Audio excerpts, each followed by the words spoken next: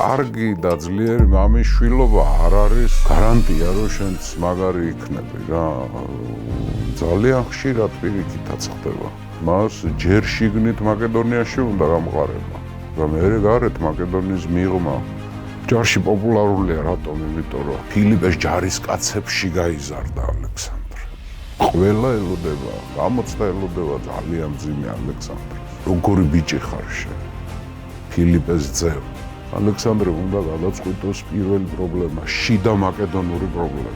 ატალოსი არის პრობლემა პირველი. და რანჩენეს ბარბაროსებიც და ელადაც, საბერძნეთიც განუდგა მაკედონიას. დემოსთენე ღლაფს ეძახის, უბრალოდ ღლაფსაც ნიშნავს და ლაწირაკსაც რა. ესე იგი ფილიპეს გზა უნდა გაიაროს რა. ამან თავიდან უნდა დაიწყოს სამეფო საწყობი. ანუ მისი გეგმა რომ კი გამიდგნენ, მაგრამ ისინი ტრებათ არ უნდა ვაქციო. მე დავამარცხებ, მაგრამ მე შევივრდომებ. მოხდა ბრძოლა რა. ანუ ძალიან გაუჭირდა ალექსანდრეს, მაგრამ დაამარცხა. და დიოგენეს უთხრა, რომ რასაც ამთხოვ, ყველაფერს გაგიგებდა. იმა უთხრა, ზეს ნუ ეფარებია. მიჩრდილობს ზეს, იმიტომ თბებოდა იქ. საბერძნეთში მოდის ამბავი, რომ ალექსანდრე დაიღუპა ბრძოლაში ილირიელებთან. ესე პანიკა ატყდა საბერძნეთში, რას ეძახონა ხო იცი? გამძვინვარებული აქილევსი მოდის.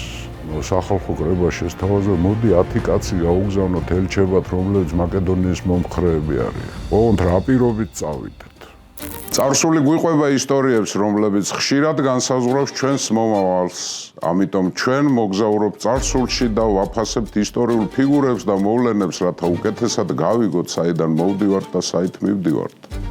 ჩვენ ათეულათასობით ადამიანი გვიყურებს მთელი მსოფლიოდან და იმისათვის, რომ უწყვეტად განვაგრძოთ მოგზაურობა წარსულში, თქვენი მხარდაჭერა გვჭირდება. თუ ჩვენი შინაარსი თქვენთვის მნიშვნელოვანია, დაგვიჭირეთ მხარი. თქვენს მიერ გაღებული თითოეული დონაცია არის ინვესტიცია თავისუფალ მედიაში, პლატფორმაში, რომელიც იცავს დამოუკიდებელი ქართული სახელმწიფოს იდეას, დემოკრატიას და ქვეყნის ევროპულ მომავალს. თანხის ჩარიცხვა შეძლებთ ეკრანზე და ამ ვიდეოს აღწერაში მითითებულ ანგარიშებზე, ასევე QR კოდის მეშვეობით. თქვენი რეგულარული, თუნდაც მცირედი დონაცია ჩვენ დაგვეხმარება გავაგრძელოთ მუშაობა და დავრჩეთ დამოუკიდებლები.